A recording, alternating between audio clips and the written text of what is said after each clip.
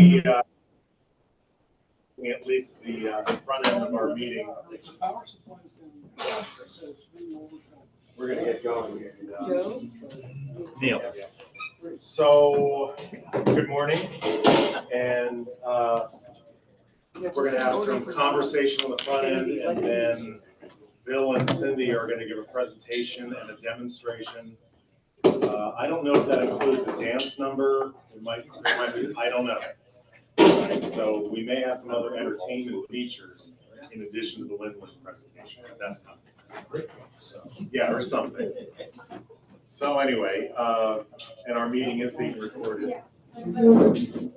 So I thought let's do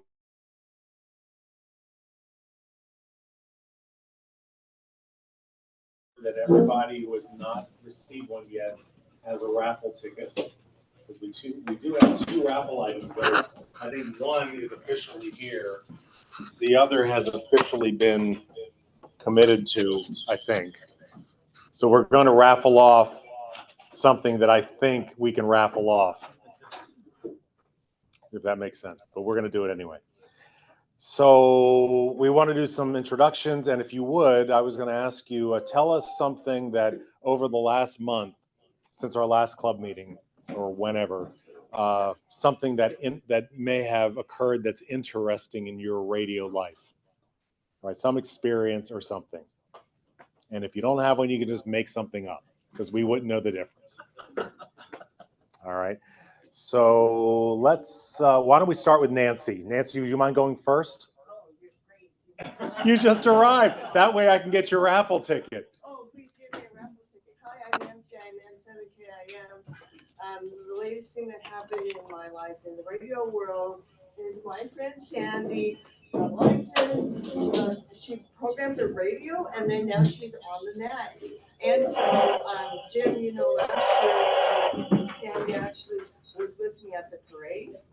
And so now that she's licensed, we can both be hands on, I don't know, same or either block, whatever you want to do. Yep. Fantastic. So we're looking forward to it. That's very cool. All right, that's terrific. Pass the mic around. Yeah. Oh, yeah. You can pass the mic. Do you want to go next? Oh, no. So congratulations, by the way. Thank you. Is this on? It's This on. is it. Okay. You just hold it down about here. Hold it down about here. Sandy, KK7RHS, Newham, logged into the net. So super excited I was able to program my radio. So glad to be here with Nancy. Well, my name is Bruce, and I haven't been active in years, so it's kind of a treat to just show up and find some other hams. I was crazy about amateur radio to start with, and got me a job, and I kept the job for 30 years, and it was a lot of fun and a lot of help being an amateur radio operator. My call sign on is AI7L here, but at work it was Boeing Seattle. Worked for Flight Test, and it was a lot of fun. Hi, I'm Lauren, K7LRN, daughter of this guy. You probably know him. Something interesting that happened in my life is I'm building a radio cart, as most all you know, and I have my radio here that I got. So, yeah, it's getting there. It's almost done, I feel. And thank you to the club. Oh, yeah, thank you. Especially to Nick, Jim, and Frank, who really helped me out. Thank you. And I'm Eric, W7FCL. Let's see. Yeah, I am accompanying her today. And the interesting thing for me with radio, played a little bit on the contest, the ARLDX contest, and I only had an hour to play, but still got 15 QSOs. So it was just kind of fun to take what limited time I had. I couldn't do all 24 hours or however long people could do it, but get on and hear what was around and be able to get some stations down in the Caribbean that I haven't talked to before, and a couple I have. So that was a lot of fun.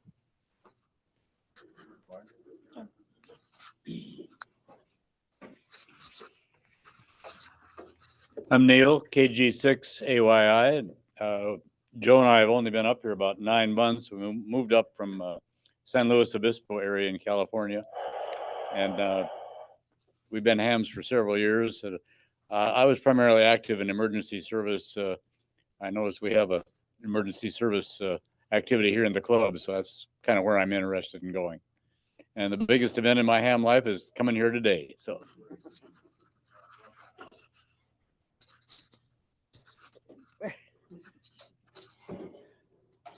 You got your finger on the mic. There.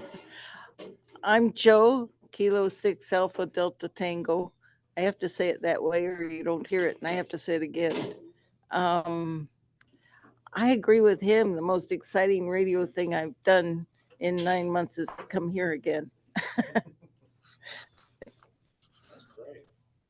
Okay. Okay, I'm Frank, NA70. Oh, about the only thing interesting is this month's QST, they had an antenna changeover relay in there. Well, I built a version of that back in the early 1980s, and I used it with a full power amplifier for over 20 years. But mine is a whole lot cheaper than that. Just 2 U-shaped pieces of galvanized put together, and holes punched in there. I didn't have the money for SO239s or anything like that. So it was a real cheapskates affair, but it was extremely RF proof because the whole thing was soldered shut. I'm John, KF7AZP. Most interesting radio event of the last month or so is my second incarnation of a 40-foot pole with a doublet on top did survive the windstorm. So don't have to fix that. Currently working on converting a screwdriver Yaesu ATAS antenna to Go antenna instead of onto a truck with a whip and so forth. But I found that I need to do some fixing on the 857 radio that runs it because apparently part of its menu decided to quit working. So anybody here familiar with 857s, I could use a hand. I'm Mike, Whiskey 7, Mike Kilo Golf. Got myself a Anytone DMR, which I now going to have to learn how to use it. So that's pretty much what I have. Cindy, KD7KSH. My most recent excitement was when Ron brought home 40 radios for me to use in hub training. So it's like just a few. I'm Ron, N4RDZ. My most recent, well, 2 really successful ham fest down in Puyallup. Mike and Key Ham Fest was very successful for both myself and the club. And I have to say, and this is a pat on my own back, is I worked all continents now, and I have the certificate to prove it. Angola was my African country that got me in for the win. That's not an easy. No. What do you push? Your name, call sign, and Oh, you don't push anything. You just talk. Oh, okay. I'm Frank, K7RSD. Probably 2 things this month. Number one, been doing a little work with Lauren, and that's it's been kind of fun. I'm anxious to see how she gets her station going. Number 2, I've done radio work for many, many, many years. I've done a lot of rebuild on battery packs. Last Friday, we had a breakfast, and I brought this little new invention in, and it's called an ultrasonic knife. It looks like an X-Acto blade, but it actually vibrates like 40,000 times a second. And I have never had such a pleasurable time rebuilding battery packs with that knife. You just literally put it the side of the plastic battery box and draw it down and it opens it up. Wow. In the past, I've had to chisel them and use an X-Acto saw.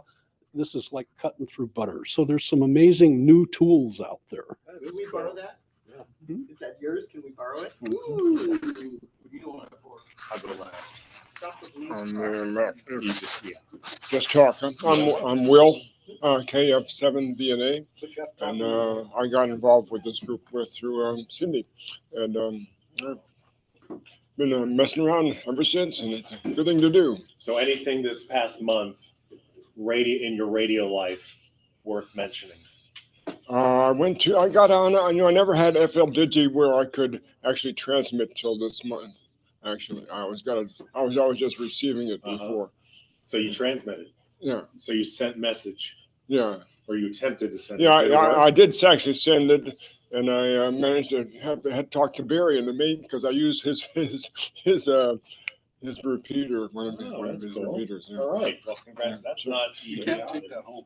What? I can't take that home? You can't take that Oh my gosh. Here you go. Oh, yeah. Make sure it gets the bill too. Hi there. This is May, KI7TZA. Questions are Just how we got into over radio? the last month, anything interesting in your radio life that you can speak to? I'm interested in the social aspects and connection with the community and growth with in the youth. And Brian and I recently connected with two former members of the club who were in the same class when I learned about my what is it? Thank you very much. Yep. When I got my license, they got the same license as well.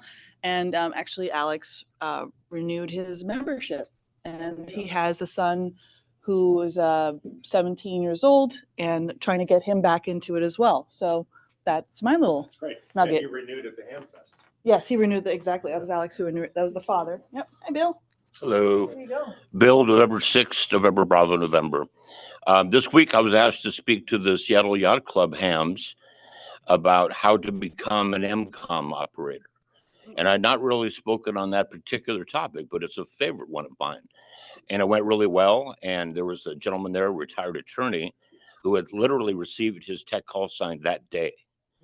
And I've been elbowing him by email ever since. But a real good crowd. Nice to know people with boats. Boating season is approaching. They're also interested, though, in how they can help during an emergency, because if the bridges are closed between some of our areas, they could be quite useful in ferrying people and supplies across waterways that are closed.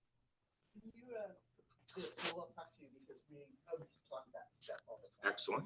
And Bill, not to put you on the spot, but I'm noticing that you're wearing a very well-loaded vest and pocket. And I'm just wondering, of all the tools that you're carrying, is there any particular tool that you really, you don't go out without? Well, I got my Leatherman. You have your I got Leatherman. my Swiss Army knife. Right. A couple flashlights, and I'm sure there's at least 2 HTs in my pocket. All right. So I have my saddlebags packed all the time. Yes, you do. How Okay. much of that stuff is from teaming? Not very much yet, but the weight is increasing. Yes. All right. Cindy, you went? You already did, and Frank? Okay, Oh, Frank. it's me. My name is Brian, KG7WRK. I've been with the club for quite a bit, but I think the thing is most interesting to me is the people. And so it's been really exciting to meet people with rich histories, Frank, Bill, Ron, it's fun to find out all of their knowledge and, everything that they've experienced and what they know and how it translates to, to today. And so that's the thing that I've always been interested in is just from the radio side is just the experience and the history. And so it's been a lot of fun. And I've met through this, there's a gentleman, I forget his name, but I was just chatting with him and he looked like Doc Brown from Back to the Future. And I mentioned that and I was like, you kind of look like Doc Brown. He's like, oh, he's like, yeah. He's like, I'm actually, in some Microsoft internal commercials as Doc Brown. And I was like, oh, that's really funny. And so we got to chatting about it, this and that. And then later come to find out, he was on the back of a bomber with a radio antenna chasing Sputnik. So he was flying across the country holding an antenna, trying to listen to the beeps and buzzes that are coming from. And so it's interesting to listen to these stories because they're all out there. And so that's what I like. I like the interesting stories. So question was, this month, over this past month, is there anything in your radio life that emerged for you that maybe not? That's okay. My months all blend together. But that's fine. Yeah. That's all right. That's all good. Cool. Hello, I'm Jose, Kilo 7, Gulf Delta Echo. I joined the club about 2 years ago. About the same time, I started working for a satellite company, so got interested in the radios there. And ham radio's always been something interesting for me. So met Dave. I have to blame this all on Dave. After I met Dave, went through the ham classes here, I decided to go back to the university. So now I'm working on beamforming and various antennas. It's become my interest now. So in terms of ham radio, I've been trying to build antennas, so that makes me dangerous. What's the program that you're in? The graduate engineering program. Nice. Very good. Congratulations. Jim. Good morning, WS7JIM. I've been in the club for, 9 years. I'm the coordinator of the West Seattle Parade. So for those of you who are interested, that'll be coming up in July, and I'll be looking for operators to come help with the parade. That's just a matter of standing there enjoying the parade and keep your eyes on everything. Let me know anything goes on. So by all means, we'll be looking for signups for that here pretty quick. July 20th this year, man. That's hands going up already. That's my spot, Oregon. That's my Yeah, spot. I know. Near bathroom, that's my spot. And in the past month, I built a WinLink station with Bill's help, and I've had some success getting it up and running, and running it off of my tool batteries, my Ryobi tool batteries, with this running 12 volts and 110 volts at the same time. So it seems to be working pretty Very good. So thank you, Bill. And DigiRig, which is our door prize. Yes, it is. For today. So Did you go yet, Nick? I have not. Go ahead, not yet. Okay. Why don't you mention the door prize? Yeah, I'm Nick, KK7LZM. I'm the vice president of the club, although I only joined last year, so I don't know how that happened. Yeah, that's right. And let's see. I went to the Mike and Key swap meet, which was my first ham fest. I bought an Ethernet cable because I've been told that you have to buy something you can't not. But that was a lot of fun. And I thought I was getting a handle on everything in ham radio. You know, I'd done WinLink and I'd done HF and I'd made some international contacts. But then I went to the Ham Fest and I just talked to all these different people who started using words I didn't know about and started buying and selling equipment that I'd never heard of before, and talking about getting points for going up onto mountaintops. And it was eye-opening. So that was my new thing. And so what's our door prize? Oh yes, the door prize is for people that haven't been to a meeting yet. I think we've got a bunch. We've got. This, maybe just interject. This is the door prize for those that have not. This is your first club meeting of the year. Yeah, like for yes. Yeah. And yeah, this is a key. I think this is a key piece of equipment if you want to do some WinLink or other kinds of digital modes. So. We've got, Jim is showing off his DigiRig there. And we've got the DigiRig, and we've got cables for a Baofeng UV5R. But if you don't have a UV5R or you'd like different cables, we could give you different cables instead. But we just don't have them today. So, great. Great. All right. So, and Greg is downstairs, yes, our treasurer. And we have Danny online. Oh, no, Elizabeth. Yeah. I guess Danny dropped off. Elizabeth, do you want to say anything? She is, yes. Hi, okay, I just unmuted. This is my first meeting, but it's by Zoom. Let's see, something new in the last month. Not really. I'm still trying to get a rig together here to go on 10 meters so that I can join in the 10-meter gathering on Monday nights for starters. Thanks for making the Zoom possible this morning.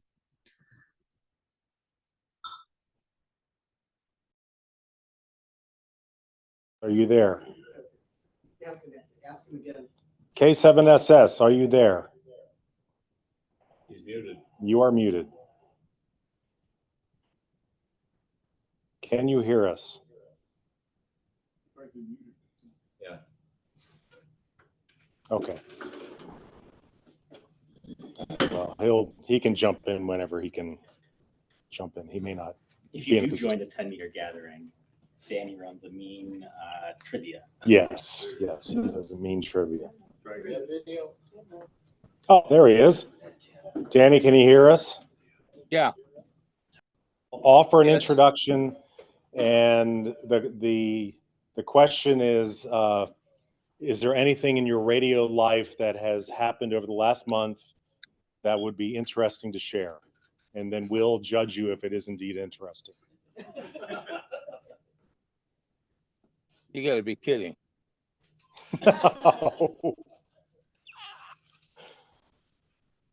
You can Are just you introduce kidding? yourself. You don't have to do the other question if it makes you nervous.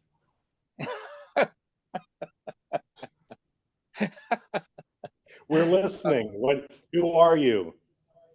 I am me. I am here. You are there.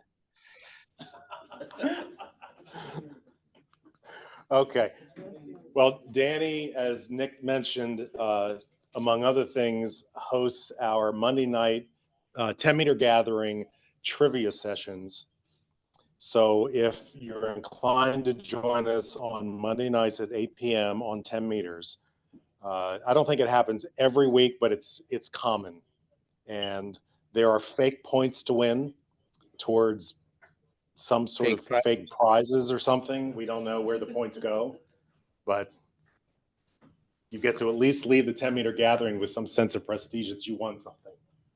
Whatever. But last Monday night, we had not only New Zealand and Australia, but Japan also calling in and joining the gathering. So why is that unique on 10 meters, Danny? Well, as the world turns, we find that propagation changes. And this time of year, there's enough daylight between us, even at 8 or 9 o'clock at night, to reach all the way into the South Pacific and Japan. Yeah, so 10 meters at night tends to be very local in nature and ground wave, but we do get some interesting DX skip propagation, and you get to work New Zealand, and we've worked Australia and other places, so it's great fun. One guy was parked in his truck up on Beacon Hill with a mobile whip and was able to talk to all those countries with 20 watts from his car. It's really a good propagation. Every Monday night, 8 o'clock, everybody here is welcome to join. So, but I'm sure you'll hear that again on the Monday Night Net. It's not like I think we mentioned it a couple times on the Monday Night Nets. All right, great. Thank you, Danny. So I'm Jonathan. I'm your president. I've been, I think, in this position now about 2 years or so, I think. I've been licensed for 30 some odd years. And what I really enjoy about not just our club, but really the hobby in general is that technology continues to evolve. And Mike just showed a picture earlier of a rig that he's got his eye on where the entire rig you can hold in your hand, and then the body of the rig is under your seat in your car. And so you don't have to mount a faceplate plus a hook for the microphone and whatever else. So anyway, and the DigiRig is another example of a really small footprint, but sophisticated device as a sound card and a digital relay. So anyway, like many others here, I've enjoyed a lot of interesting experiences as the technology just changes and lets us do different things. So, and let's see, over the last month, well, I also was at Puyallup, carpooled with Nick, and saw many of us there. And one of the things that I enjoyed was, I usually go there, and I say to myself, I don't really need anything. And I usually get some blowback on that, like, what is this need term? I mean, you don't go because you need, you go because there may be something that you just can't resist, which is a different idea. But anyway, so I get there and I didn't really need anything. I didn't have anything to replace whatever. But I was walking by one of these tables and I found what was, in essence, a remote antenna switch with a control box. And I don't know, maybe it was $40 or something, but it was in good condition. I brought it home and it works fine. And now eventually what I'll do is I'll take the actual switch unit and put it outside. And now I'll only need one piece of coax to come into my shack to make antenna switches rather than the 4 or 6 or whatever I have right now. So not only will that simplify my life, but I think my XYL will appreciate that I have fewer cables coming through the wall. So there's a win-win. Didn't know I needed that, but it did make life a little better, in some way. Okay, so anybody else? Did we miss anybody? I don't think so. Just Greg downstairs. Oh, Greg downstairs, yes, our treasurer. So let's see, a couple things I'll just mention. First off, we mentioned this door prize, which will pull tickets in a little bit.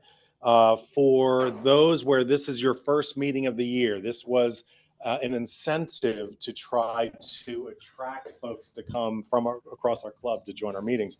But then we also have a second door prize, which is not actually here, and it's being offered on good faith that Barry has offered a DMR radio.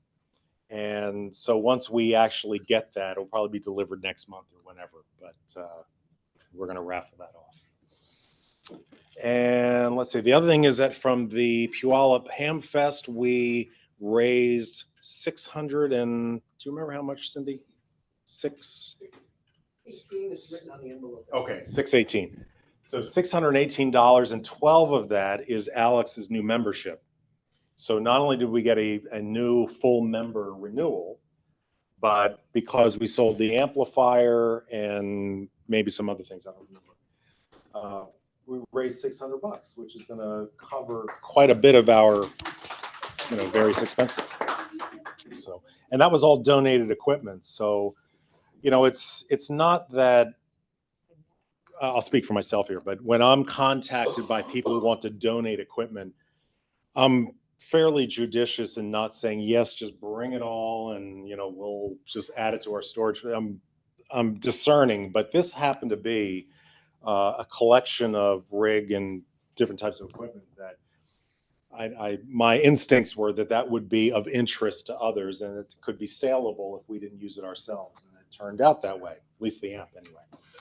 So anyway, if you hear of anyone that doesn't know where to go with estate equipment and it's something that we might have interest in, then invite them to get in touch with us, and it may be something that we could utilize in some way. Not all of it is for sale. What I mean is we could, it could be used by club members, various ways. Let's see. So Lauren or Eric, would you like to give an update on the evolution of your project? Yeah. Okay. So this is the radio that we have. I named her Eva. I'm going to give you that. Hi. Yes. So this is the radio that we have. I named her Eva, and the cart's name is Wally. Yes, I gave them a name. It's just a lot more fun. So we got this 2 weeks ago. I'd say about 2 weeks ago.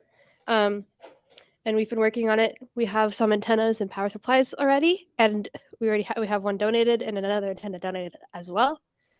And the cart's coming along great. We just have one slight issue of radio or RF, So yes, if you guys have any options to help, like especially like this worked with the antenna on 440 meters, 440. On the cart? Yeah. Yeah, it works fine at full power. It works fine at full power, but with like 2 meters, it was not doing so well. So if you guys have any like suggestions to help with that, greatly appreciate it. So, and Lauren, for those that are not familiar with your project, what is all this about? So if any of you were in scouting, I'm in Scouts BSA with Troop 678 on Mercer Island, and I'm doing an Eagle project where I'm doing a radio station at my high school that I go to.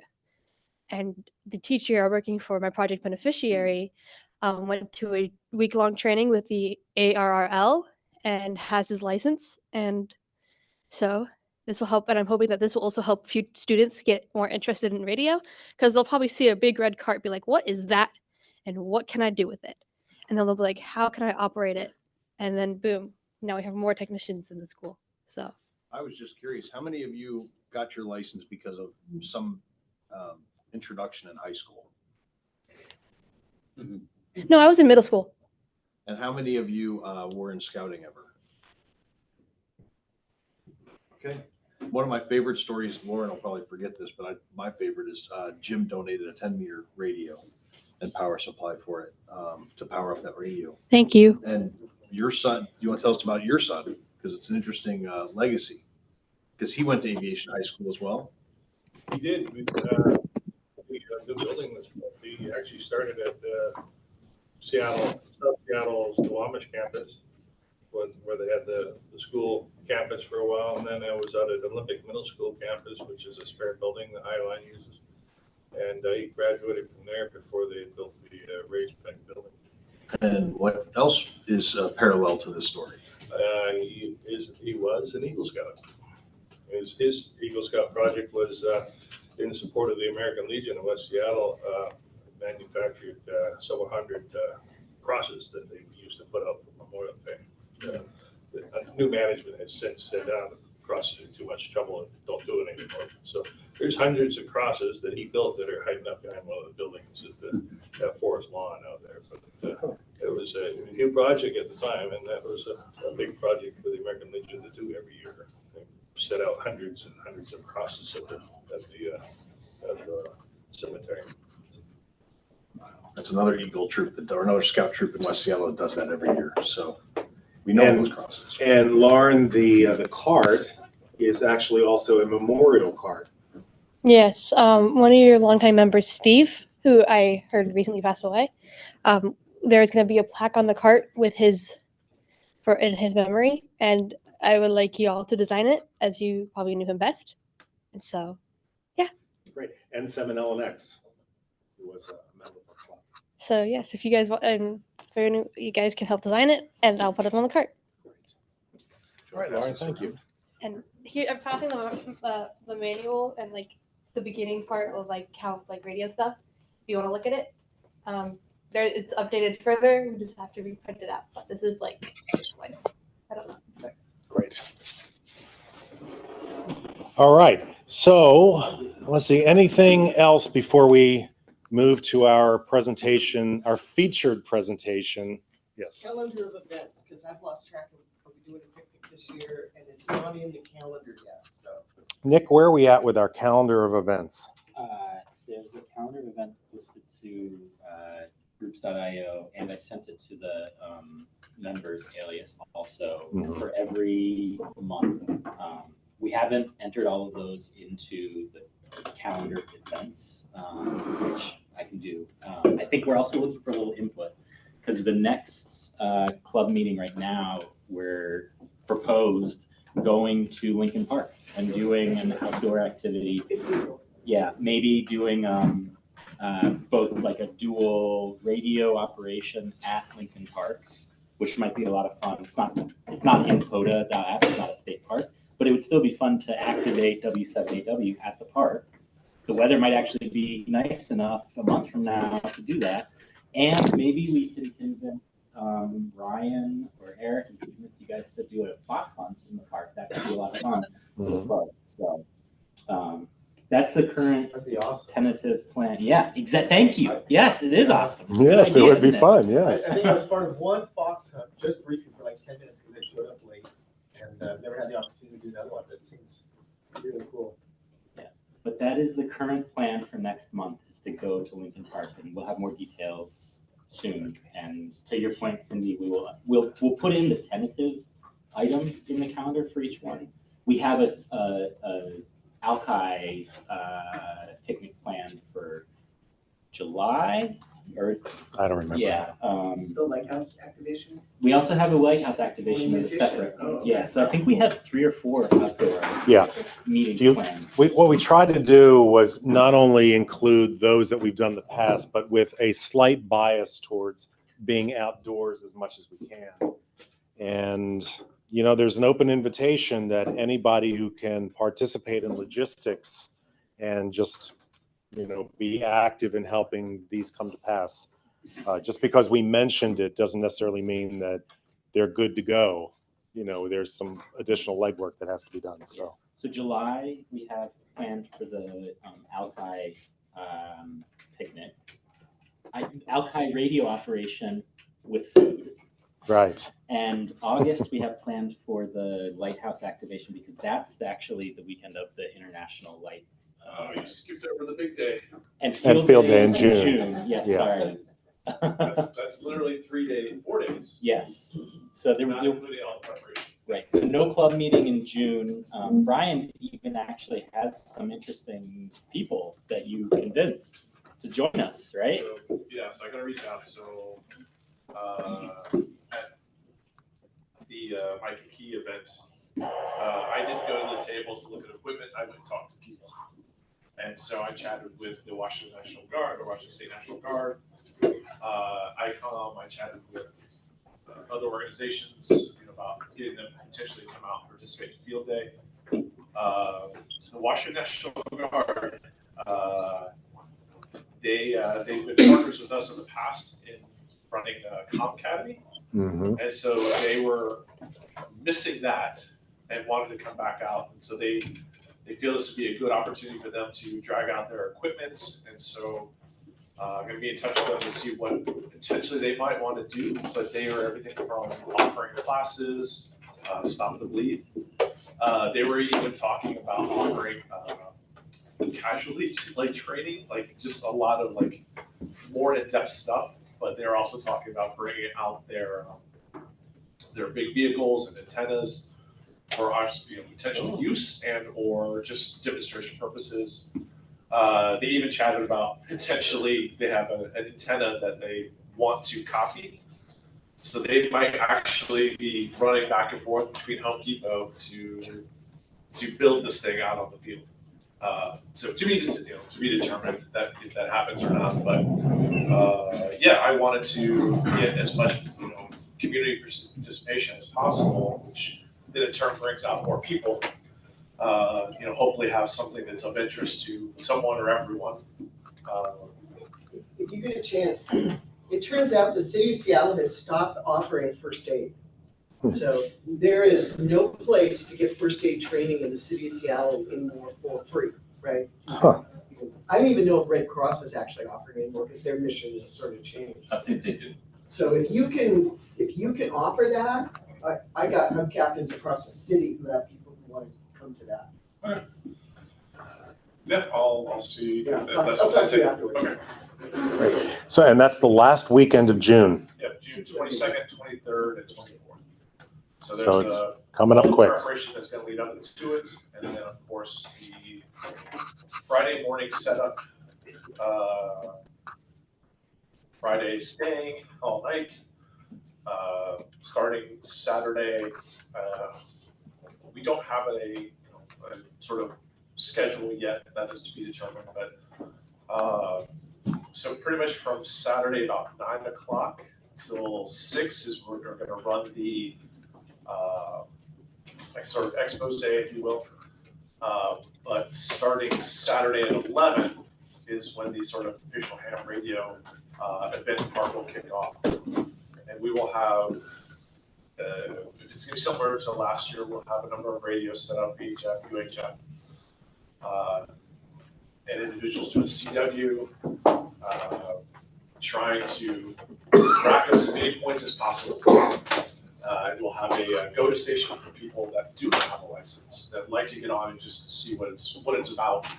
So hopefully we'll have some people to volunteer to sort of help man that. I'll just point out, I did a little bit of that last year, and it's so much fun. Getting people that haven't been on a ham radio or at least on HF before. That's how I got sucked into this whole thing. I had a handy talkie, but I've been on HF, and that's all it took, and I went home and ordered one. But yeah, if you want to go on a quick camping trip, but you don't want to leave home, we'll be camping out in the parking lot. In the past, Ron has come out and dragged his fifth wheel. I have my tent on top of my truck. Eric has brought out his fifth wheel. There will be other. I ran into the group that brought out all their big off-road vehicles. They're going to come out. They're going to run a GMRS net. So they have an informational net that they'll be setting up. And I guess one of the other things we'll try again is to see about a swap meet. So we had a little bit of everything to the day just to try to catch as many people as possible. So there will be some emails coming out probably in April for volunteers, and the volunteer aspect is going to be a little bit of anything and everything. One could be as simple as running to Home Depot to grab X, Y, and Z. Another one could be that someone needs to just run to Zell's to get the $200 of chicken we're gonna may or may not be purchasing, or it could be that we might need someone to run down to the fire department commissary to pick up 30 chairs. So there's going to be a lot of opportunities, and also we need people to come out and just be welcoming to other individuals who don't know about the hobby. And so we will have informational booths, and realistically, it's just chatting about your experience and what you know about it, about amateur radio, and also to get on the air. Yeah. Field Day was created so that we can practice being out in the field and demonstrate successful communication. So it's really important that not only we shake hands and interact with one another, but we practice our skills of being able to get on the air. So yeah, do that. Description of Field Day. You get to make an electromagnetic warfare on your friends and neighbors and do it with someone else's call sign.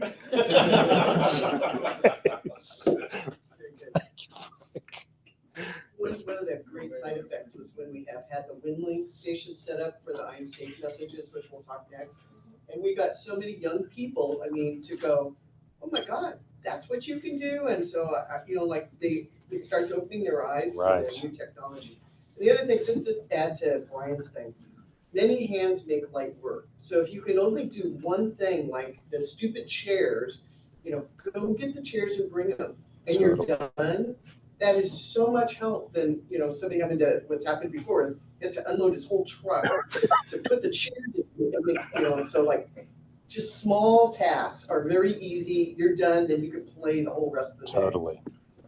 Excellent point. And last thing I'd like to say about this before any of us to comment on, we've been using the same area since about the late 40s. So I learned was when I was kind of trying to figure out a radio club, and I was like, oh, I got all this documentation. We're using this place called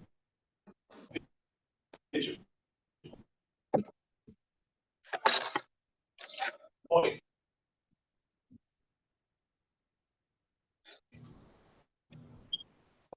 Yeah.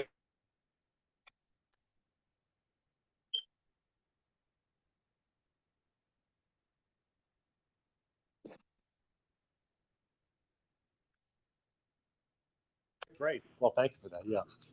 So are each of these events, do they all have tabs on that group SIO? So you could have, I want to get involved with this one and this one, or? How is it orchestrated? So Nick, it's located on our calendar on our website, w7aw.org. And where else, Nick? And well, so we partner with a few other organizations.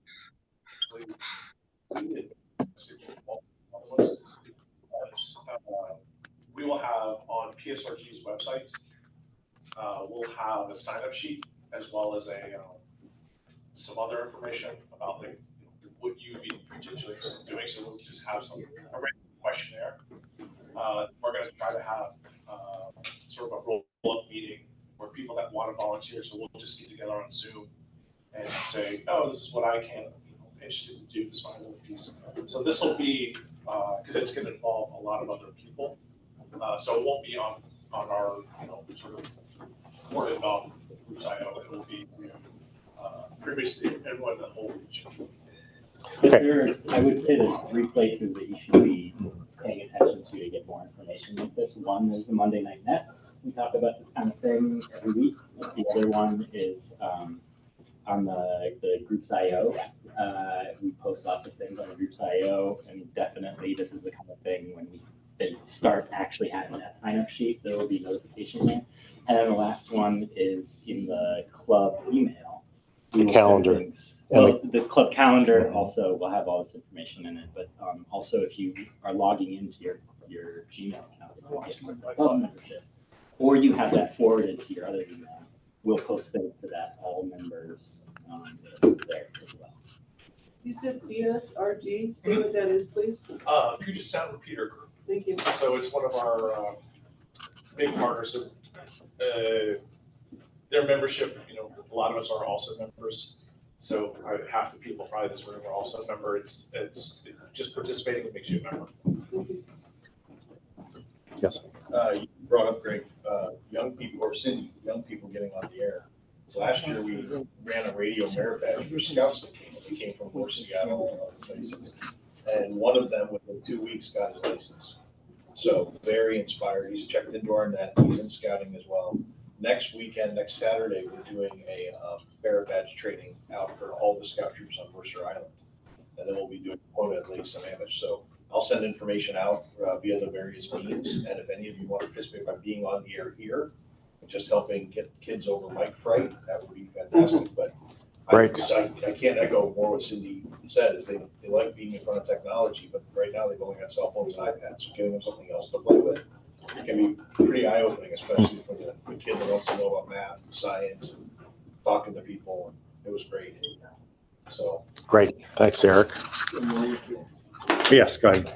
Sorry, it looks like if everyone finished talking about this topic, I have one topic to bring up since I have the board here. Yes, make it so. And since they're having problems with their Wi-Fi right now, I think it's a great time. Yep, do it. In our last board meeting in February, we were speaking about the storage facility. To make a less of a financial burden on the club, since we're a nonprofit, I said I was going to go look for a different option. Currently, we are storing our equipment and our items at StoreQuest, and it's over $100, $150-ish, $160 a month. I did find a facility that's newer that I'm proposing to ask the club and the board for approval, which is it's going to be around between $78 to $88, depending on which exact location in the building that we choose to get. So I'm asking permission from the club and the board. May I sign up with the new place and and I'm going to ask also for help from people to move some of our stuff. Maybe just one or two other extra cars, so it can be one trip rather than 5 for Brian and me. There's not about a whole lot in it. Brian, thank you. So yeah, it's great. We're not in the contract with the old one, so getting out is right. We actually could just walk out the door, and take all our stuff out and lock up. Yeah. And there's no contract in the new place, is that right? Not yet. I've not signed up anything. And we No, get I 1 mean, month. It's gonna be month to month. We're not. It signing will up be for a month to year. month, right? Same. This is how their business runs. And I actually got us 1 month free the first month and $80-some ish. And where is it? Cube Smart. Where is that? White Center off of 16th. Going down. Yep, heading south. Brand new. The hubs have somewhat the same problem. I store a lot of stuff in my storage locker, but I had to downsize because, it's $350 if you get a normal storage unit. So, okay. So this is a fantastic deal for you. The hub, the other person who stores stuff is downsizing to a 2-bedroom apartment. And so we are in a position where, and maybe we can have some kind of a joint cost sharing arrangement for the stuff. And then you guys also have stored stuff for PSRG post, you might talk to them and see if they're interested in doing some cost sharing. So it could be $30 a month if we do this right. Right. Yeah. Great. So Thank you. just ask, yeah. Any other thoughts or, yeah, go ahead, Jim. As a point of order, if you will, since we already have an authorized monthly amount for the storage, and all you're doing is reducing the cost of that monthly amount, I think it's approved, anyways. Thank right? you. So- Yeah, it's just more of an awareness thing, but Yeah. yeah, also if anyone had any thoughts to the. Yeah. the Anybody change. else have any other thoughts or? So I would like to hear a sort of a voice, a show of support. It sounds to me like a great opportunity. Yeah. Yes, Great. yes, yes. All right. May, thank you so much. That's really appreciated. Thank you. So let's do it. Just to also, I would like some help moving some stuff. Maybe Yes. pick a day, that a couple, 1 or 2 extra cars Let's could do it. come. Yeah, thank I'll you. take that mic back. Oh, sure. Yeah. Great, Thank you. thank Thank you. you, Yeah, everybody. Jim, go ahead. Regarding your outdoor event in July, what's the date on that? 3rd Saturday of July, is that right? I think the club's already committed to an outdoor event on the 3rd Saturday in July. Which is? West Seattle Parade. Is that the West Seattle Parade? That's funny. Well, we will have to All right, what? do that a different weekend. What day is the Because of Great. I think I've heard of that. Yeah. Get some club. So maybe can we actually we just deal with this right now? Yeah. Can we just bump the picnic 1 week forward? So it would be the 4th Saturday in July instead. Same 4th Saturday in July is going to be towards like. That's exactly. That doesn't affect us. We could move it up 2 weekends. I guess the ACS meeting is the prior Saturday, or we could do it the 1st Saturday of July. Those seem like also options, or just Sunday. Yeah, I first. mean, we're not the whole Saturday, right? We're out there for 3 hours or something, I think. Yeah, it's in the. We're talking about doing an evening picnic, actually. Yeah, I mean, one thought was, our routine is every club meeting is at the same time, and would there be benefit in having an evening where we could take advantage of some low band DX, as it gets later? Most of the time we're just doing high bands and, 20 and 15 and 10 and so on, but we could do 40 and, maybe even 80 depending on what we have. But point being is that we could have dinner instead of lunch. We could cook out and have something other than our lunch fare, our brunch fare. So that was an idea. Yeah. Unless there's any strong objection, can we tentatively do that because we don't have any other alternative like that? So the evening of the parade, is that right? That's what we're saying? Yeah. Yeah. Any? Early evening? Like 4 to. Yeah, like 4 to 7, something like that. No later than that. Oh, yeah. Yeah. Well, it's summer, it'll go. Yeah, it's not going to get dark until 9 or something. So. If we need to, we can course correct, but let's just. Do you have to rent the shelter? Yeah. Yeah. So there's some variables. But. Great. All right. Well, thanks for calling that out, Jim. So before we segue to our win link, let's do our raffle, just so that in case people need to go. Yeah. Get your replenish the coffee because I made it even less nasty. Okay. Did everybody get a ticket? I was gonna comment, I thought it was really good today. Yeah, That's how I like it. That's how I like it. Yeah, those the first 3 cups is great. Well, I like that, there's the Folgers table. So we're getting down to Folgers level. I keep adding water to it.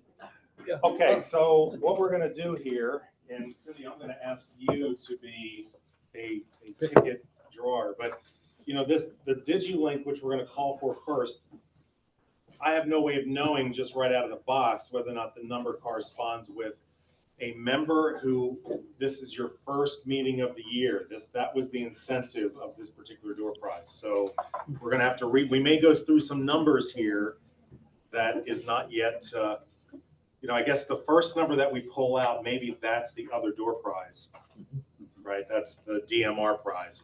Yes, go ahead, John. Does the annual meeting count? Does the annual meeting does not, no, it would be this January, February, March, and no, let's just call it February, March then. If this is your first meeting, you know, outside of the annual meeting. Is that clear? All right.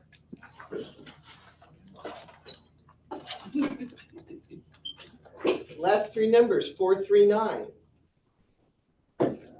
Okay. Hey, got a winner. Great. So you get yes. Terrific. Did you Yes. Do you need does Alfang cables work for you, or would you like to? No, I can use those. Thank you. Great. Congratulations.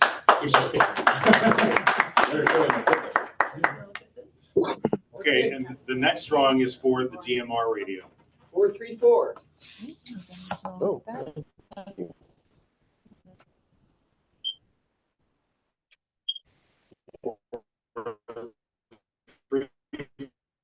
Four.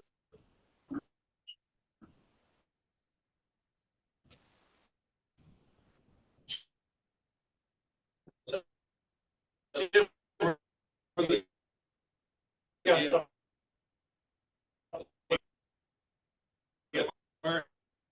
Yeah. Okay, so. Always a bridesmaid, never a bride. 448. All right. We'll get to it. Cindy, I don't know, you and Bill, I don't know how you're gonna make it up. But I just discovered is my battery. Cindy, I have a hotspot right I present that. It's probably going to save my battery too. Okay, I apologize. Where did she go?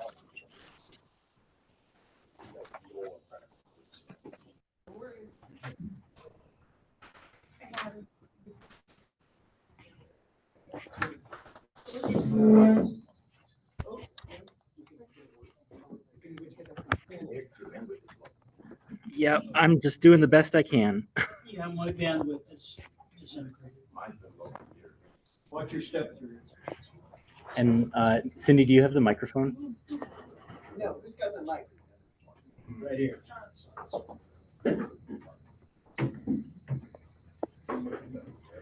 And can you just give me a mic check? I'm not charging. Why is this always so hard? Oh my goodness. This is super stressful. Okay, speeding around. So what you're going to see today is we have been invited to present this program to the Regional Emergency Why is this so Conference. hard? You're leaving in Seattle. It's called Conference on Emergency Preparedness. And so the two presenters are myself and Dave Roma. We've been working on this online. We have not yet done our dry run. So you are my dry run of the dry run. And what I've got where Dave picks up is screens so that Bill and I can show the screens and then we'll kind of do interactive. But then he'll be able to take you back and show you the real thing. So. I think your mic is live. I'm just doing the best. I'm sorry, my battery's about to run. Hold on 1 second. Hey, Frank, could we, if you want to talk with Lauren, maybe you could step out just because we're trying to get going. Okay. Okay, yeah, great, thanks. Yeah, go ahead. So the two groups that we're with, I'm with the Seattle Emergency Communication Hubs, and Dave Wilm is with actually the Seattle Auxiliary Communications Service, which is part of the Amateur Radio Emergency Services. And I'm going to take you through the program itself and then we'll get into the fun technical things. And you have to stick around to the end because I got pictures of the exercises you guys have all done too. But we'll go through, what does it do? How did it work? What's the overview and examples of the messages and the tools that are available. This is great. So in our downloading, I've lost my animations apparently. So we'll just go for this. When we started this project, the hubs were actually looking for a way to help reunification within the disaster zone here in Seattle. We were trying to think of how, if somebody was stuck on Mercer Island, they could let their counterpart in West Seattle know to go pick up the kids. That reunification, hub to hub sort of thing, and internal. And we got sidetracked by this project because it was really turned out, as we found out, that there is not a system already in place. We thought there was, and we were just going to use that. And that's why we were working on the part B. So we'll talk about that a little bit. So there was nothing in place when we started this project. We worry because our number one hazard is, of course, the earthquake, whether it's done by the Seattle Fault or the Cascadia subduction zone. The projections are impact is very significant, and it is going to result in an all power, all communications out situation. And we live in this big, huge, almost 800,000 people city, and 0.0001 are prepared, right? It is very scary when we do outreach tables. Some people will say, yes, yes, yes, but I haven't started doing anything. And other people are like, why do I have to prepare? What? And they're the ones who can't cook, the whole thing just frightens us. In our background research into this, when we thought Red Cross had a system in place, they do not. They lost their license to Safe and Well messaging, which was their internet-based way for people in a shelter to be able to get the word out. So they've been crutching it. First, they used the Australian version for 2 years, and then that agreement stopped. And so right now, they take input from a shelter, they take it to a ham radio station, they input it, and then there's a very kludgy phone system that could, help Aunt Louise in Kansas City find out if you're okay and where are you. So even if it was working, they have to remote work because just there's no internet here. The constraint around internet, also some people go, well, maybe internet will work, but we're not sure if Facebook and Google will deploy their local solutions, and nobody really knows about them. We hear that, Facebook will send an alert and say, you were in, Google, I think it is, you were in an earthquake zone, we just detected earthquake, are you okay? But we can't talk to anybody to confirm that that's really what's going to happen. So it's speculation, and we just went, we'd rather have something in place that we know will work. And at the same time, we were really finding out what the capacity of amateur radio was, the new advances that have been made in digital. So the purpose of all this is, we're in an earthquake zone, something's happened. I did not get an out of area contact message out in time before all the power went down saying I'm okay. So you've got the whole United States going, what's going on with my person who lives in that 800,000 person dense area? So how does that work? And you just saw what happened on Hawaii. They were freaked out because they couldn't find 40 people for a while. We haven't heard from 40 people. What happened to those 40 people? And it took them about a week to get to that number, just because it was so hard to find who got contacted, who got the information out. So the other thing is everybody will be under stress. So finding a way to do this that is just here, we're going to get the message out. It may not go right out this minute, but it will get out. So the process that we developed, while the hubs were kind of central in it, and we took the community perspective about how to put that in place with low stress, we worked with the radio guys to go, make it easy for us. We just want to hand you a piece of paper and go from there. So the program I'm going to show kind of takes you through that step by step. We had several people, and Bill will remember this. We had the communication hubs in the ACS started it. Representatives from ARRL, Monty Simpson, the Western Washington regional manager, was part of our team. Tacoma Radio Club joined us after they heard what was going on. Radio Relay got involved because during our first exercise in field day, we got a message from them going, what the hell are you people doing? because we didn't know we were supposed to notify people when we were doing an exercise. And all of a sudden the national traffic system was getting a whole bunch of traffic and they're like, what the hell? And worse yet, it was on field day. So there's not much national radio traffic during a normal year, except on field day where you get bonus points if you use the national traffic system. So that's their one day where they're expecting traffic, and then here comes all this crap from Seattle. It was really funny. The guy was super chill about it, and he ended up being a very instrumental part of this effort because they changed and made templates for us for this program. So it's a quick briefer about what our hubs are. They are gathering places for after a disaster. There's 137 of them across Seattle where people can come after a disaster.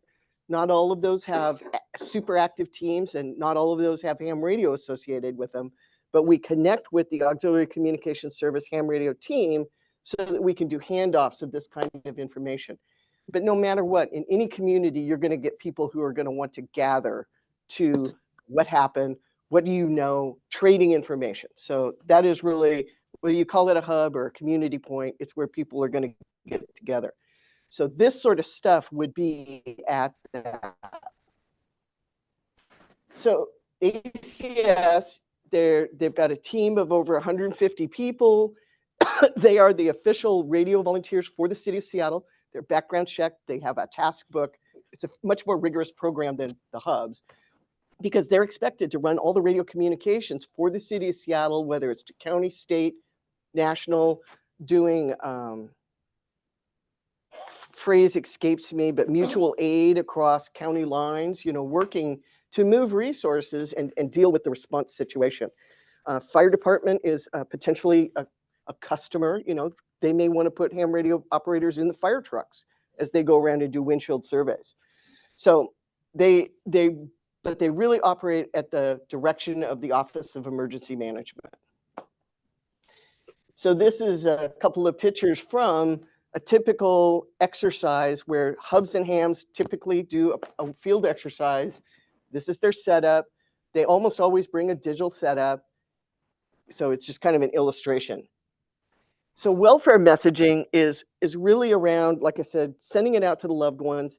It unfortunately is the lowest priority in emergency communications. Like I said, the city is trying to, get its response picture put together, get situation awareness from the field. But it is the highest priority to the neighbors, right? So you got departments with high priorities and you got neighbors freaked out, stressed out. So what this is, as I mentioned, Hawaii, it's important to that response and recovery. The more you know about the population and where you might not even be hearing from people helps you also understand where you might want to go send a response. So we formed this group in 2022 and probably had it in place by 2023, the end of 2023. And so we're just doing our finish up tailing here. When we talk about what kind of information you're going to send out, the people are going to want to know, are you hurt? Your loved one outside. And I always use Aunt Louise because I've been using it for so long. Aunt Louise lived in Kansas City. She was 98, right? So she was my perfect person, right? She's not cell tech. We had to design the system so I could get the message to Aunt Louise. So Aunt Louise, who knew everybody in Ron's family, could get the word out, right? So how they're going to want to know, how are you? Are you safe or not? Where are you? And then is there any way to contact you when it comes up? Did you lose your cell phone? Do we need to call, some other number? So those are the pieces of information we wanted to collect. And then how do you keep that organized in terms of, did you know that, does the collector know that it got handed off? And do we know that it got sent and delivered? So some system for doing that. And then the key to all of it is using the WinLink process. So it's too bad my animations don't work here, but this is kind of the basic process. I need to get a message out. We're going to capture that information on paper because we've got to be into just the analog system. We can put it into electronic format on an offline computer, and you'll see some examples of that. Because if we can make the radio operator's job easier than reading off a piece of paper or the radio operator typing it into his computer, if you can speed up that process, then you can shoot the messages out a lot faster. So that electronic format will cover again. Oh, look, now animations are back. We have two ways to do this. One is if it's low volume, right? There are communities where, you know, if you lived in rural King County, you may only have 30 people who've shown up at your community center wanting to send messages. So what we developed is a sign that you can put up, and so it helps people get ready to fill out the form, and we'll see that in a second, so that they can get used to what they're going to put down. And you know, you're not writing a book to send. We're trying to make this expedient. So they can stand in line, get their messages ready, go to the person who's going to read that message and go, oh, thank you, I can read your writing. Is this a 6 or an 8? You know, all the problems you always have when you do forms. And then pass that directly to the ham radio operator. Because at a low volume, they can sit and type in, right? So that's the low volume system. When you've got much more people, same thing, you might have more signage going further back, collecting those forms, you hand them to a data entry person. And they go on and they use a template in RRI, which will save that file so it can be picked up and plunked into the actual WinLink transmit form, right? So you can do that all offline, and you can do that as long as you've got a power source, you can operate that. It's not internet dependent. And then the copies of that form, you'll see it, there's a little, got that entered into the digital, we call this guy the digitizer, got that entered into the digitizer, and then the form can go back to the hub, because there may be problems. You know, you're just going to want to go, hey, we got this form from Alki and it's bounced 3 times. Find it and see if we can figure out, did we type it wrong or did we read it wrong? And then again, the WinLink operator is just able to just upload those, you know, like I send them 15 files, just poop, poop, poop, and shoot them out. So Bill, you're going to have to start paying attention because I'm getting close to if I'm lying or not. So this is a form, and it's two-sided. This is a little bit small, but this is, you know, every form's going to have this. You know, who is it? Who are we trying to reach? Right now, our system works where if you have an email address, you can stop filling out the information. You do not have to waste people's time. Because remember, you don't have your phone, technically. What's my mom's phone number? What's my mom's email? Nobody can do that. So collect the minimum, you know, but if they happen to have it, you can do that. So you'll see how we can send with just the email address, or we can send with just a phone number, but we have to know whether it's a cell phone or a landline. And right now we have to know what your carrier is, because there is no utility right now, although RRI is working on that, where you can just, you know, pump it out and because every carrier's got a different set of SMS numbers services that they go to. Or if we're really desperate and nobody, you know, it's Aunt Louise, right? And we don't know her landline, if I have her address, it can still go into, instead of being used by WinLink direct to the person, it can go direct to the national traffic system, and they will forward it on down to the closest zip code, and that a radio operator there will pick it up and ensure delivery, right? And when we practice this, they will do things like look them up. They used to look them up in the yellow pages, you know, and call, right? Because they've got phone service. They will drive there. They, you know, once in a while they're, you know, they mail it because NTS practices by like happy birthday. So they would fill out postcards and mail those. But in a disaster, those ham radio operators are going to find a way to get this message to that person. We did tests where we were sending them to ham radio operators, and they'd go, oh, I know that guy. And they would just literally pick it up and call him. And then the message, because we're trying to maximize efficiency, you know, people are going to want to write, you know, a long story here. So we said, these are from the Red Cross. We worked with the reunification officer.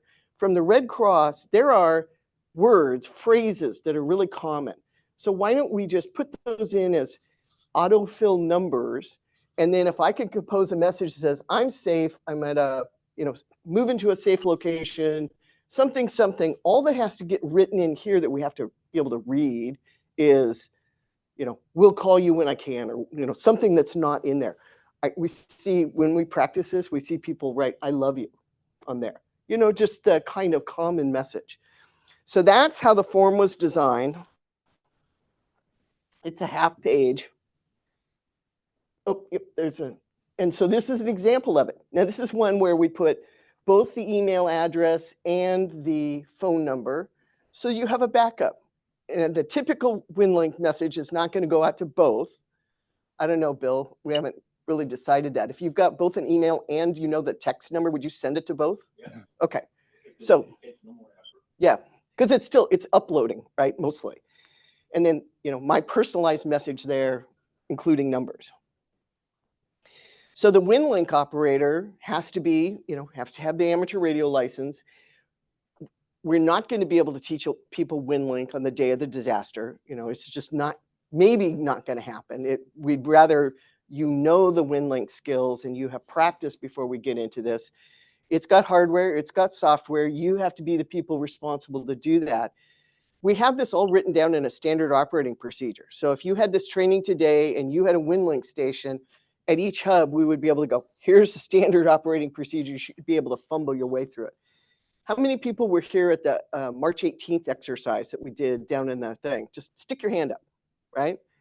You were the test drivers of our first standard operating procedure, which was, we still got people, it took them a little longer than we thought because we didn't write it really well. So we made improvements based on what we observed out of that. So hopefully standard operating procedure is kind of reasonable.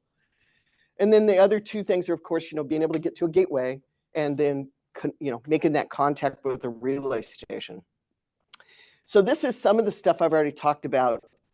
This is where Dave picks up. So I'm a little fuzzy, I've talked about how it's going to go directly, the template. You'll think I'm doing my dry run because I can tell Dave we don't need that slide anymore. So here's an example of one that is, if we didn't have those, if they didn't turn it over on the back of the form, they could still write all that and we would be able to get it out. But those phrases are pretty much right there. And by the way, I don't know if you noticed, but there's always a concern about contact information. When we worked with the Red Cross, they're like, we have all these, verify that you really know this person and you're not a stalker trying to get to someone. So we have to tell people these go out over the public airwaves, but it's in WinLink. It's not people listening and going, oh, that's where my ex-wife is. Okay. Yeah, it's amazing what you have to think about in the current world. So that previous message becomes three words and the free form information. So this is where on RRI, this is where the template manager is. We've got it underlined there, RRI quick welfare text. And that is what the form looks like. It auto-populates some things. Bill, I can't remember which things are, like the date and time. Part of our procedure is we're putting in the date and time. You have to change it to when it was filled out by the person, right? Because that's the last known point of knowing the person, as opposed to 3 days later when you get it out and they're no longer at that shelter, they've had to move to another shelter. So we do it at the date and time that the person sent it. And then that's what it looks like when it populates just by uploading those numbers. And this is in WinLink Express. Mm-hmm. I think there'll be a slide where I show you where it is. We put in some template type words. It was sent from, we name the incident, so Seattle earthquake, my Hawaii fire, wildfire, so that people don't look at it and go, what's this spam? It should get their attention and they should read it if they go, this is a message from, and you recognize your loved one. And then it says Seattle earthquake. They're probably going to go, I should probably open this.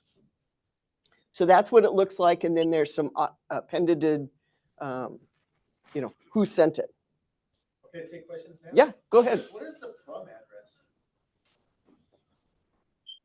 You don't show it here, but I'm wondering what. It's Bill's call. It'd be the call sign of, so it's this right here. Right.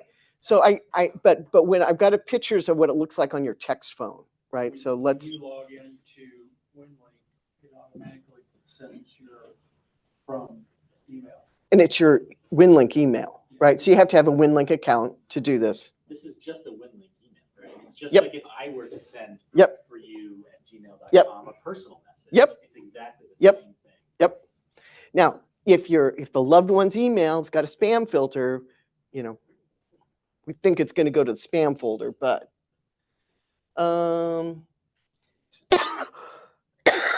so we learned if you send an SMS message, it will truncate it, right? Or it'll break it into 4 chunks. This is what you guys helped us learn at Field Day. So MMS is the default that we always are going to try and use. This is Dave talking about, you don't put spaces in the number, you don't have to do any. It's kind of like how to fill out the template, and the subject name always includes that name of who is sending it, so that that's really prominent in the message itself.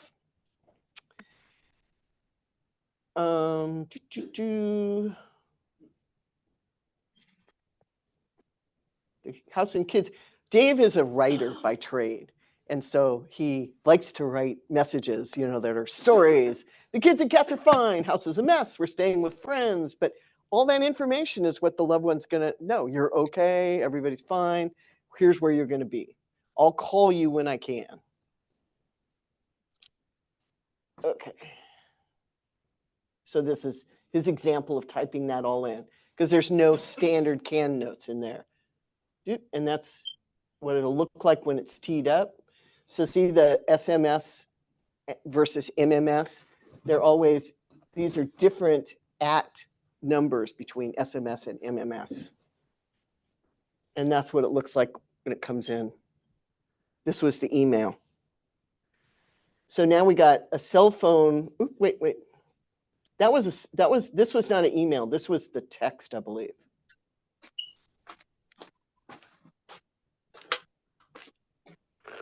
Yeah, AT&T. So now I've got a cell phone where I don't know the carrier. And if you are sending to an address, you've got a landline or an address, you have to use a different template welfare radiogram. So that's the radiograms that put it into the NTS system. They're more complicated. This is their traditional form. This is what they've been using basically since World War II. You type it in, but a lot of the information is the same thing. Who's it going to? What's the message?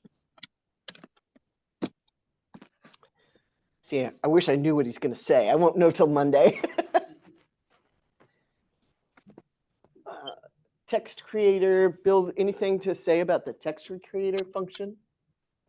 I think what it is you're trying to sort out what region. So you do a faster, this is going to go to Kansas City. What region is that in? So they have a way to look up what region so you can direct it so that it can get a faster push down to the local address.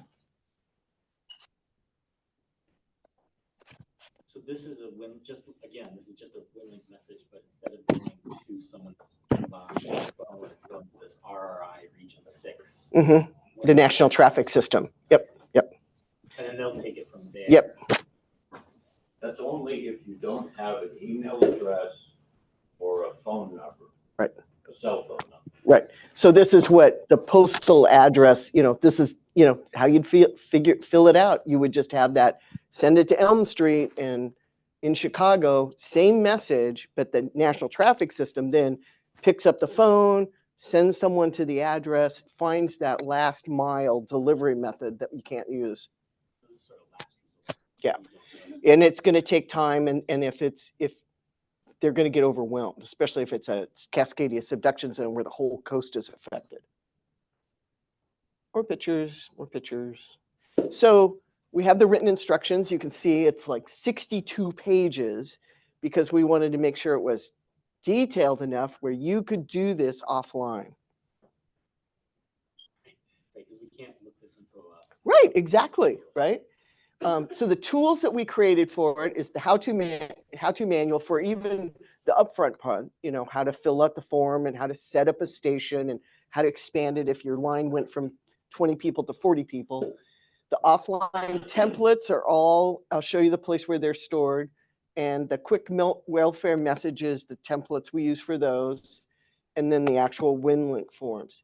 So the quick message, we call the quick message the ones that go to the email and the cell phones, and the welfare radiogram are through the National Traffic System. So this whole suite of tools lives at Radio Relay International. .org/IamSafe. So if you're looking at their tab, it's under, I believe, resources. Bill or Ron, can you remember? I can't see the tab in my mind, but other or resources. And then we also have this located on our Seattle Emergency Hubs.org email. So tell me when I can move it, because I see people taking pictures. I'll post. Okay. Is that okay? Yeah, Mhm. I'll post some notes about the meeting. Okay. Yes, since you have the. And if you want to learn more about WinLink, there's a page at wiki.tsrg.org. That's their knowledge base. Yeah, I'm going to transfer this so that Bill can talk the whole WinLink journey here. Pitch a couple of pictures. This is our first session where we did the I Am Safe, where we got the phone call from RRI going, what? Yeah, my call sign went out on about 90 messages into their system. They're going, what are you doing? Yeah. And and I hear that and I'm going like, is there a phone number I can call? So I literally called the guy from Field Day and go, I'm so sorry. Why are you harassing us? Who are you? Because we didn't even know about RRI, really. We just knew it was the templates. Somebody, but Ron was you in Arizona or something?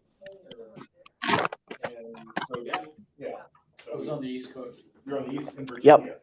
So we're routing traffic through all over the United States. So then we had our I Am Safe welfare messages. So I had zip drives all ready to, pump out messages. And that was where you guys did the test out the procedures, not so much the hub, fill out the forms part. So some good pictures from that. Ron was your quality check person, because you just gotta, when you're practicing, you just gotta go see what showed up or why didn't it show up. If it's not showing up at Ron's station, go back to what you entered and figure out what you did wrong. So that was a really good exercise. I appreciate everybody doing that. So we're gonna do one more major training clinic, April 7th at the American Red Cross.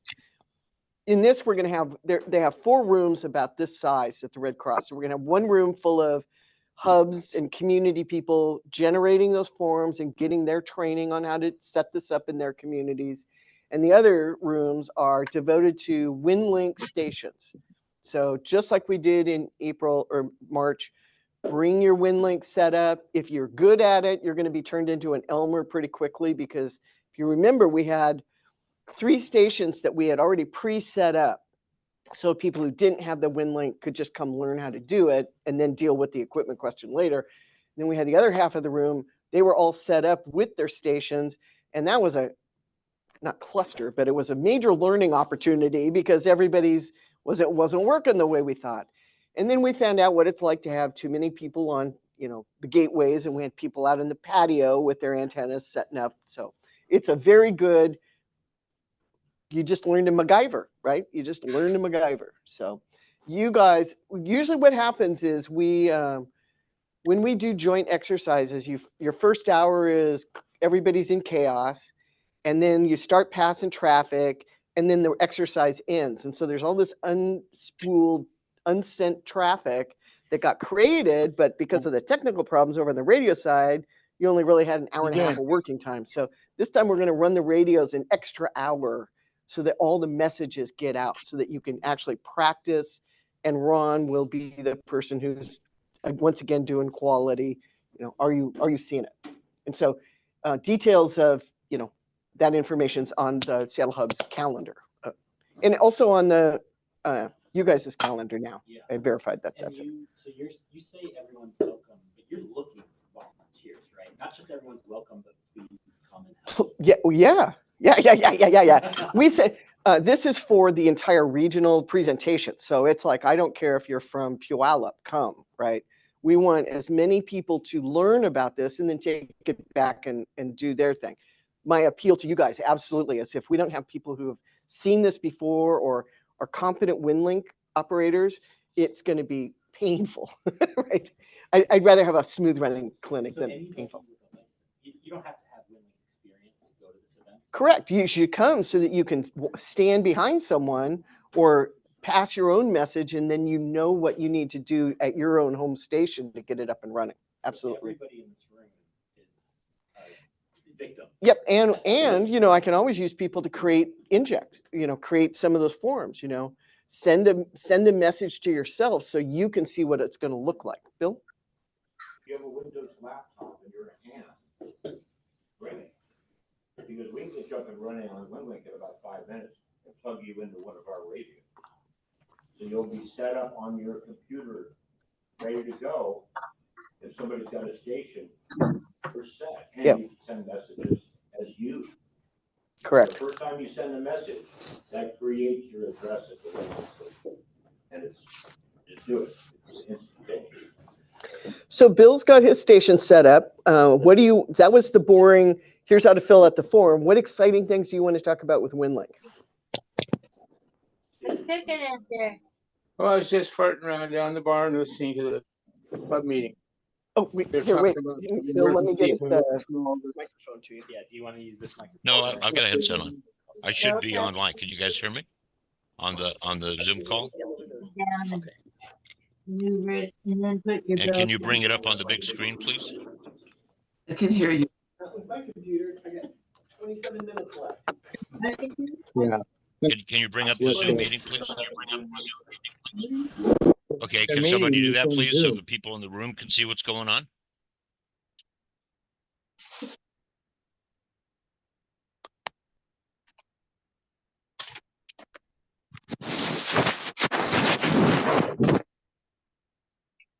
Always bring your cord, Cindy. You don't even want to know how many Tough Book power cords I've got.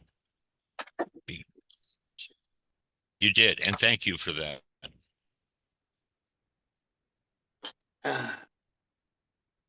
My idea is that I can use my camera to show everybody the setup, both here in the room and on the Zoom call, and then share my screens so that you can watch WinLink actually in progress. Okay, great. All right, that's working. Very nice. Hello, N6NBN here.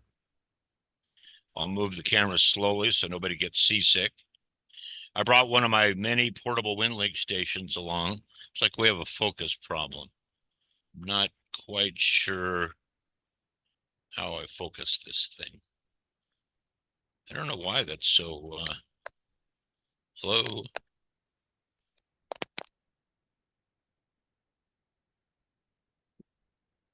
Can you pin it to me, please? Thank you. I do not know why that's blurry. That's really odd. I don't understand. Sorry, I don't know how to work my equipment. Yeah, let's do that because it works on my face, but it doesn't focus on the equipment. Ah, thank you. That's it. Good call. Let's turn that off. Okay, we got it. All right. Thank you. Excellent suggestion. I got a milk crate here with the 3 components that you need for WinLink. I've got a dual band radio, actually a quad band Yaesu radio. I've got a little Masters Communications sound card called a DRA30. It knows how to produce the sounds that make WinLink work over the radio. It also knows how to key a transmitter. And I got a big AGM battery, so I'm good for a few days here. And then I've got a mag mount antenna on a cookie sheet. And I've been successfully using the Vashon Mori VHF gateway from inside the room. So we have a working WinLink station and of course a Windows laptop. So what we're going to do here is I'm going to send some messages via WinLink. Let's share the screen. Oh, let's see what we can do here. Show all windows. Share. Let's go to.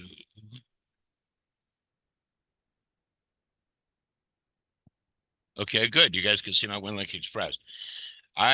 While Cindy was teaching us about the system, I created some outgoing welfare messages to some people's cell phones here in the room. And I don't know their cell carriers. We actually do now have the ability to send to any cell phone because one of the very smart people at the WinLink development team has created a server that accepts the phone number and figures out whose carrier it is and sends the message onward. It works fine though. I'm just not publicizing it. No, it's not in the procedures yet, but I'm testing it. Okay. So, and I'm going to make sure my volume is up so you can hear what VARA sounds like.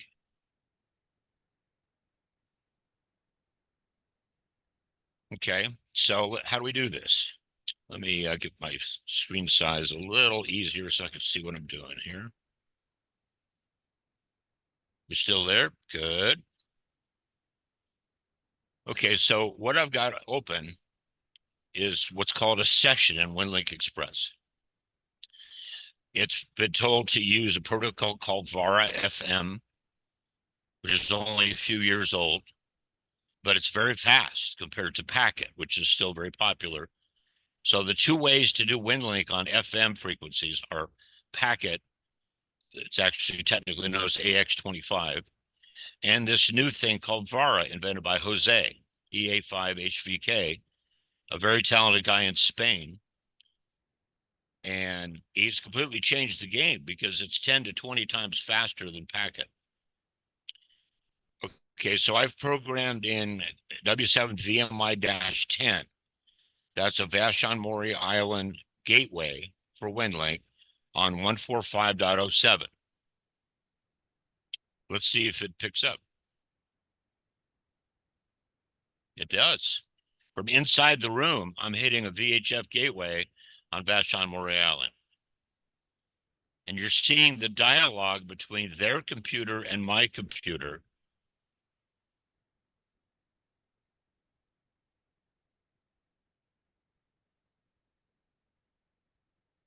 Exactly. Right. This is a lot like dial-up internet. Those of you old enough to remember that, where you're not connected all the time like we are on Comcast. You're only connected for the duration of the call. So you got to check your mail, you got to call in. And during an event, we do this like every 10 or 15 minutes. Messages don't just automatically show up in your mail. Yes, sir. Exactly. Exactly. I had about 5 messages. You see the green bar left to right? It's sending messages. That's a traffic direction indicator. New incoming messages will go right to left.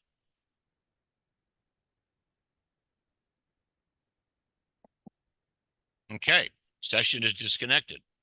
So it didn't take very long to ship that email. Those are all very small messages. Let's see, who should be getting, let's see, Jim should be getting a message. Jonathan should be getting a message. Cindy should be getting a message. May should be getting a message. It's not, I mean, not instant, but I'm also testing a new gadget that figures out the cell carrier automatically, which fills in a really nice hole that we had in our procedure. If we didn't know the carrier, it's a lot tougher. But a lot of people don't realize that every cell phone has an email address. It's nothing to do with your normal email like Gmail or Hotmail, whatever. Did you get it, Jonathan? Now, the problem with that particular gadget that I sent you is that you can't answer it and reach me. It's a one-way message, but it works.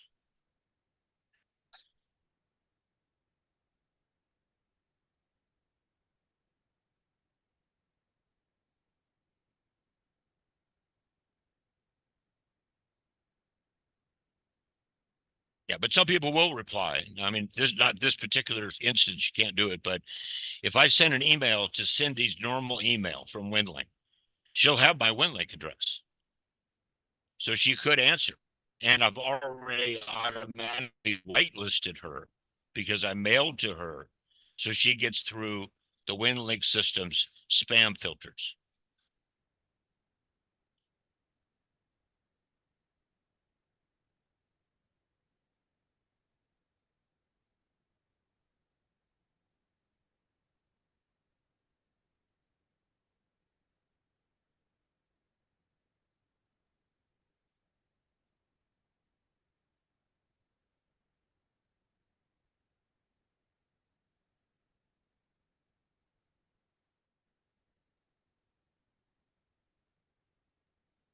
Other way, Jonathan. Yeah, yeah.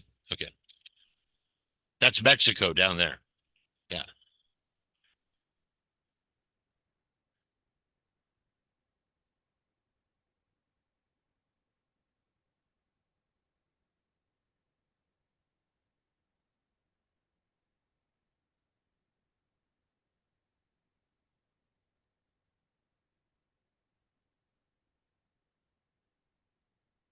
Well, actually, there's a correction to that. The ACS gateways are mostly backed up by HamWAN. There's a gentleman that is the top tech for ACS, Doug Kingston, KD7DK. He lives out in Shoal. If you go to the beach, just look up on the cliff and look for the antennas. He's got a HamWAN unit there, and he's got a Starlink unit, and he knows how to connect them together. So we will have internet on our HamWAN network, which means our gateways will be working.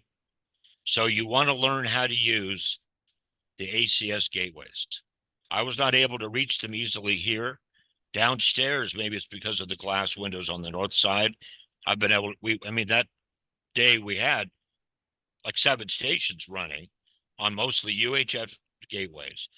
For some reason, I couldn't get in, but I can hit Vashon Mori on VHF. So radio is weird.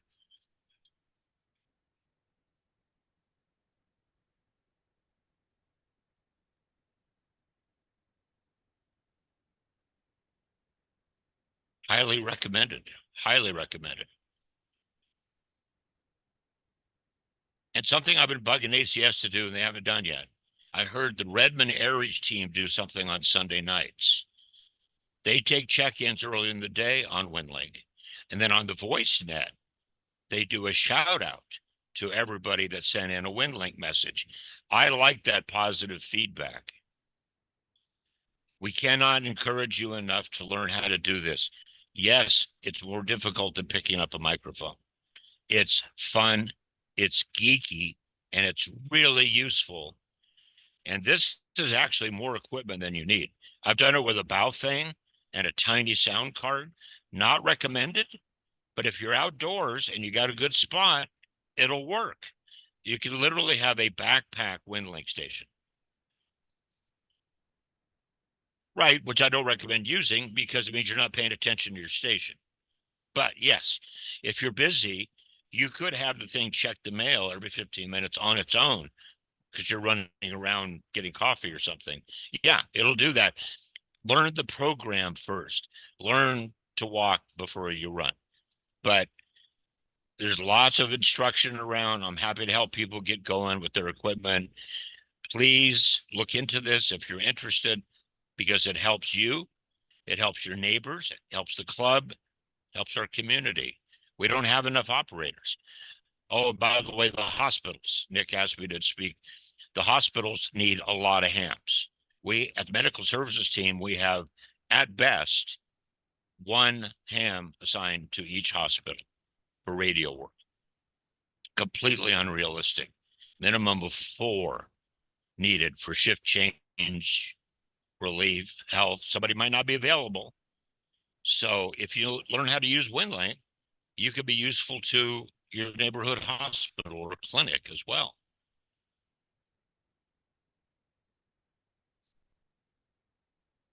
Well, the problem is all they have is voice and WinLink, and that's not enough to run a hospital. So, but it's something. they can at least reach any email address in the world through us. That's another thing about WinLink. We can interact with non-hams. There's nothing else in ham radio that you can really do that. We don't really do auto patch anymore. You can send a WinLink message to anybody with an email address anywhere, and with your permission, they can respond. That's a really unique tool.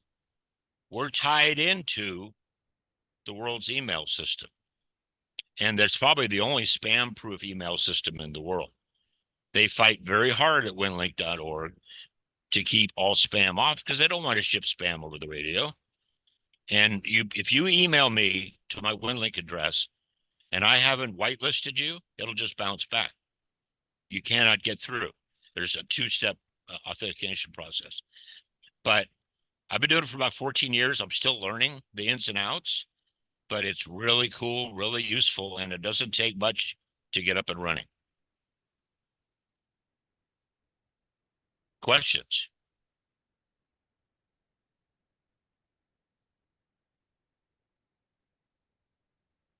No, no, nope.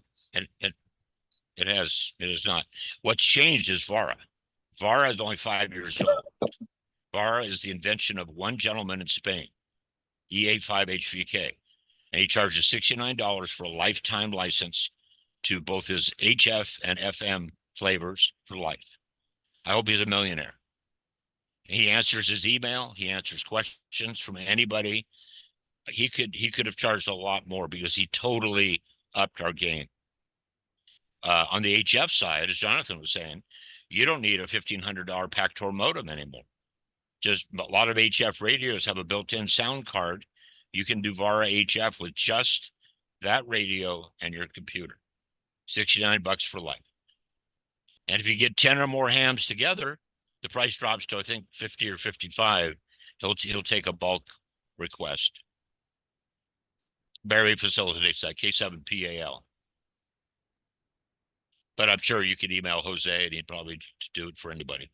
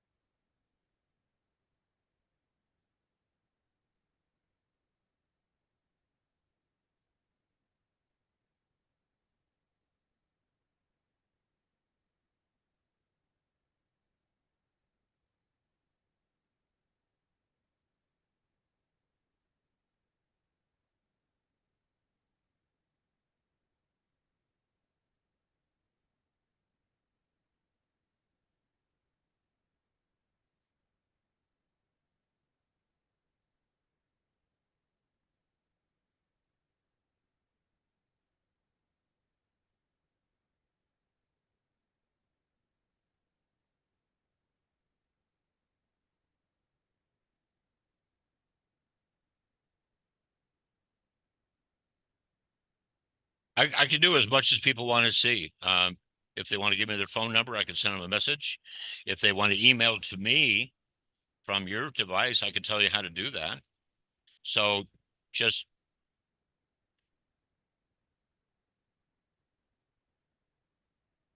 yeah.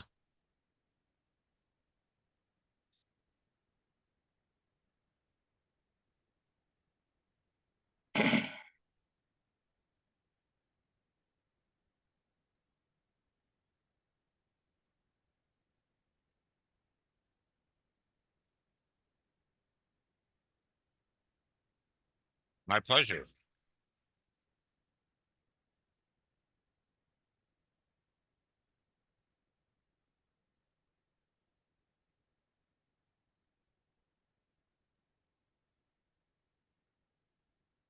Yes, sir.